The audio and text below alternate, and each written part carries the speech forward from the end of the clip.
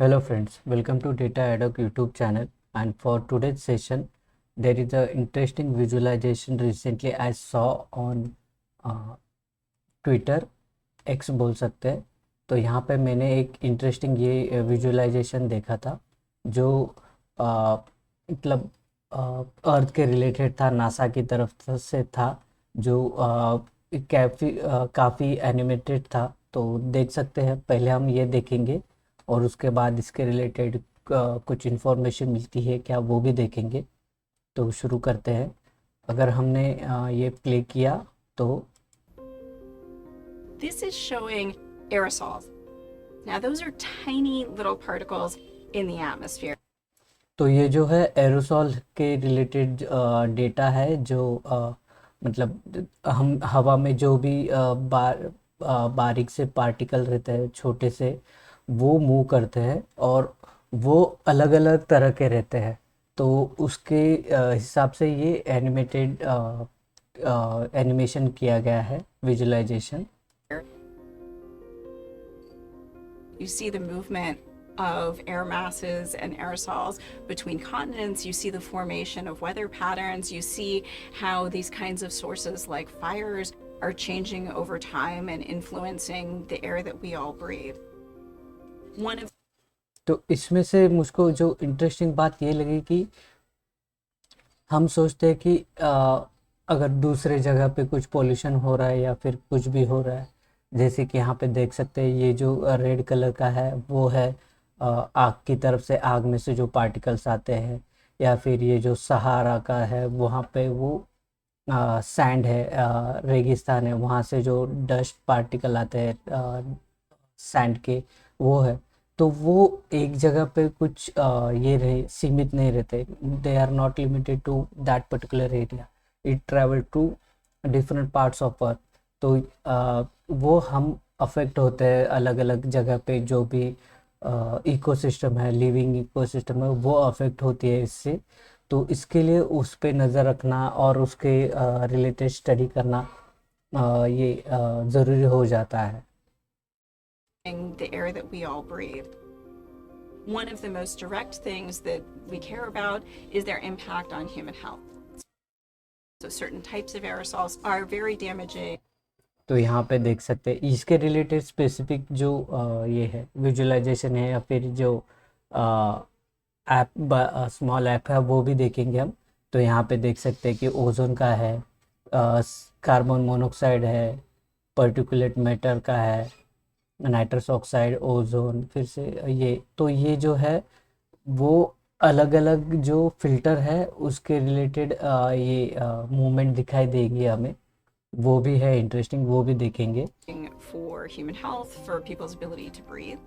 Scientists and researchers will use models like this to understand the risk for different populations and prepare communities around the world for meeting the challenges of changes in air quality.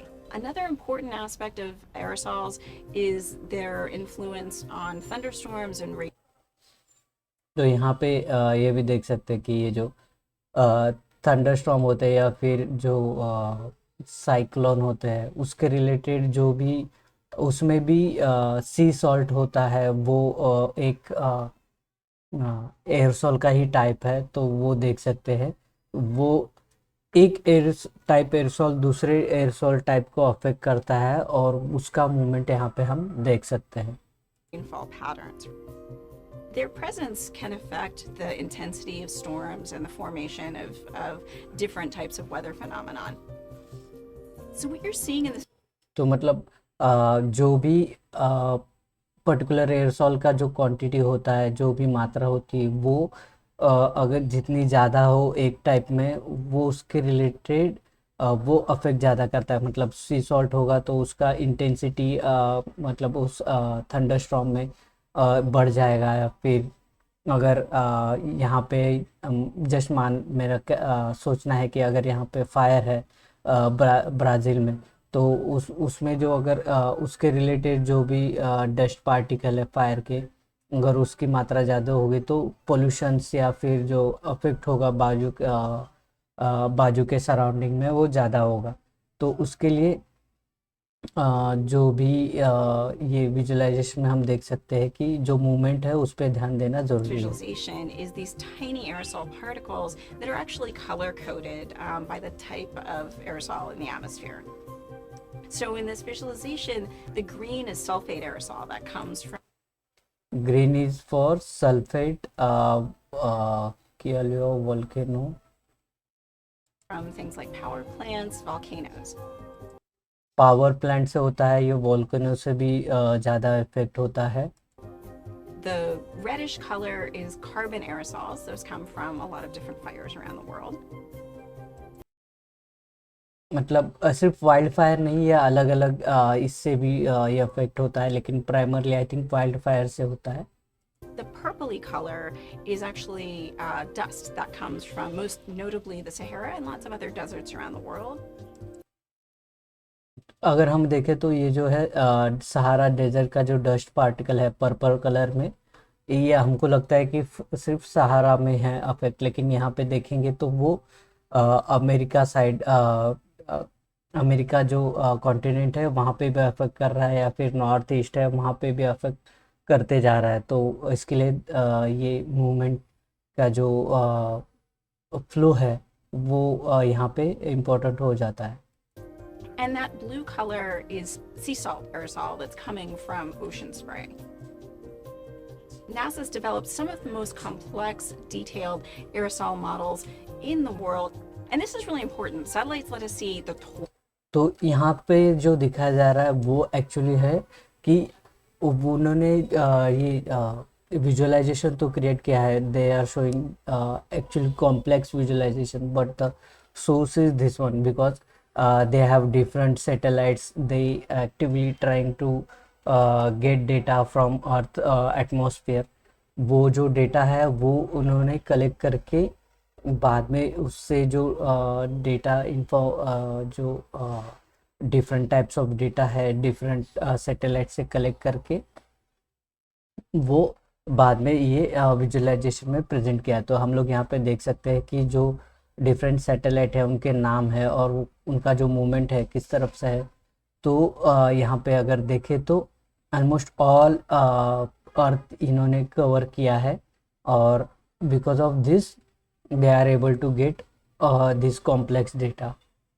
total amount of aerosols, but they can't always tell us in great detail where that aerosol came from. Visualizations like this really help us understand intuitively how those aerosols might have gotten to a place that's different from where they were emitted. We actually had a colleague in Australia write to us about a previous visualization and say, I actually never knew how this air mass got to Australia, and because I saw this in a movie, I understood that this air mass had been lofted by thunderstorms in the mid-latitudes and actually transported by high winds at a higher altitude. So there's all kinds of things that we learn when we actually pair the power of visualizations, the power of what we can see, with all of the science behind the models that go into this. You also see this interplay of all of the different kinds of science we do, of vegetation, of fires, of weather patterns, ये जो है particular I think ये जो of fire का है, vegetation, of fire. Fire का है, ये बीच में जो कोलोराडो में फायर था तो ड्यूरिंग दैट टाइम देखा था कि मैंने देखा था कि ये कैसे मूव करता है। उसमें एक्चुअली उन लोग रियल टाइम फोकस करते हैं कि कैसे मूव करता है, कौन सा एरिया अफेक्ट हो सकता है, कौन से जगह पे जो परिस्थिति है वो नॉर्मल हो गई है, वहाँ पे ये इसका हेल्प होता है। Of weather patterns. ये जो विजुअलाइजेशन है एक्चुअली वो जो एनिमेटेड है या फिर जो भी है मतलब बहुत कॉम्प्लेक्स है, लेकिन सेम टाइम जब देखते हैं तो बहुत इजी लग रहा है कि हाँ ये जस्ट एक्चुअली थोड़ा सा वीएफएक्स टाइप लग रहा है या फिर थोड़े से एनिमेटेड है, लेकिन जो इजीनेस जो दिखाई दे रहा है वो एक्चुअली इजीनेस नहीं है। वहाँ पे डिफरेंट लेयर्स ऑफ जो डस्ट पार्टिकल है या डिफरेंट टाइप्स है वो उसके रिलेटेड कलर कोडिंग है, या फिर कितना मतलब concentration है, depend on that they have created this one. Of atmospheric chemistry. That's the beautiful complexity of all of the things that we do at NASA, and why it's really important to have this innovation across observations, modeling, computing, and visualization to bring this all together so that we can use it and share it with everybody who's watching this today. तो ये तो रहा actual video की उन्होंने वो कैसे present किया है एक्चुअली।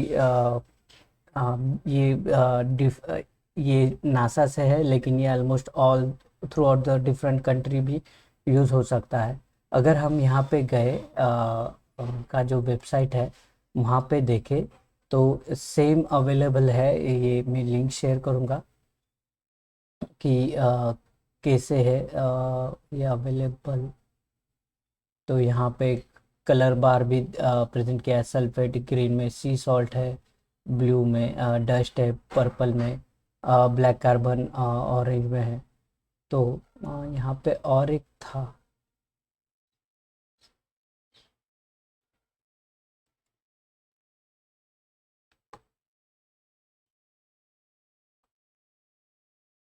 जो हमने स्टार्टिंग में देखा, तो वो देख सकते हैं यहाँ पे।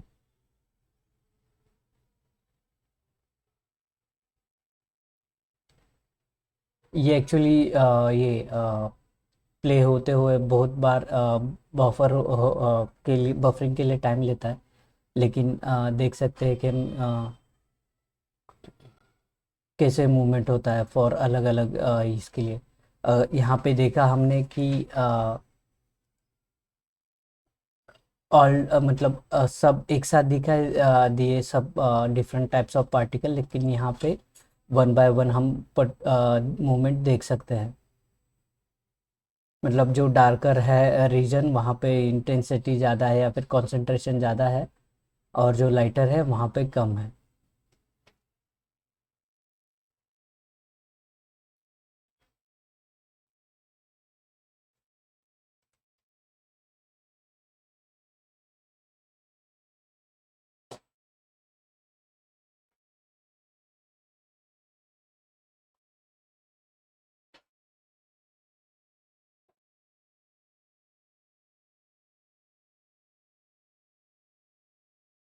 बस वही there is only one problem that it takes time to play.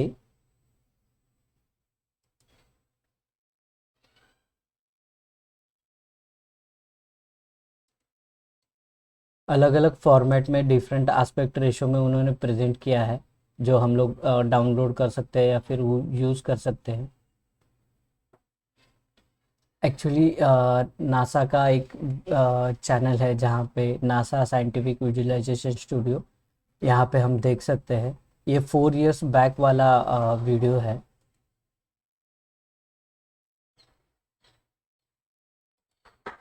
जो प्रिमिटिव लगता है, मतलब प्रीवियस वर्जन लगता है जो अभी हम लोग देख रहे हैं, लेकिन ये 2005 का डेटा है। सितंबर डिफरेंट डेट्स है 2023 जो है, तो फास्ट फॉरवर्ड में ये दिखाई देगा। तो यहाँ पे देख सकते हैं ये कौन सा है, टेम्परेचर है, टेम्परेचर एंड वेदर पैटर्न, जो हम लोग न्यूज़ में जो ड्यूरिंग मानसून जो देखते हैं कि कैसे बादल या फिर मानसून कैसे ये मूवमेंट कर रहा है या फिर माइग्रेट कर रहा है from southern region to northern region, वो यहाँ पे हम लोग वो सिमिलर पैटर्न में ये ग्लोबल स्टेज स्केल में दिखाई दे रहा है। तो यहाँ पे इंडिया है,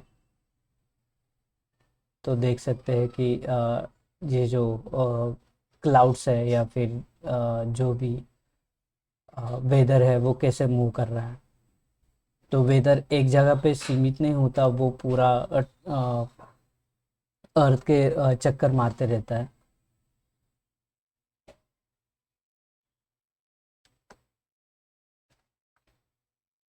तो ये तो मतलब वन ऑफ द पार्ट है, लेकिन यहाँ अगर यहाँ पे गए डिफरेंट वीडियोस देखे, तो यहाँ पे आपको डिफरेंट वीडियोस में भी दिखाई देगा। डिफरेंट जो विजुअलाइजेशन उन्होंने जो बनाए हैं वो है। रिसेंटली तो लेटेस्ट कुछ विजुअलाइजेशन नहीं दिखता, लेकिन सर्च करके देख सकते हैं। तो ये जो विजुअलाइजेशन था ये 1 सितंबर August 1 टू September 14 ऑफ 2024 था। तो मतलब ऑलमोस्ट 1.5 महीने का था। वो यहाँ पे रिप्रेजेंट किया था उन्होंने ऑलमोस्ट 3 मिनट्स में। तो आज के लिए इतना ही डेटा अडक के लिए विजुअलाइजेशन के रिलेटेड टॉपिक। मिलते हैं नेक्स्ट वीडियो में नए कुछ इंटरेस्टिंग पैटर्न के साथ।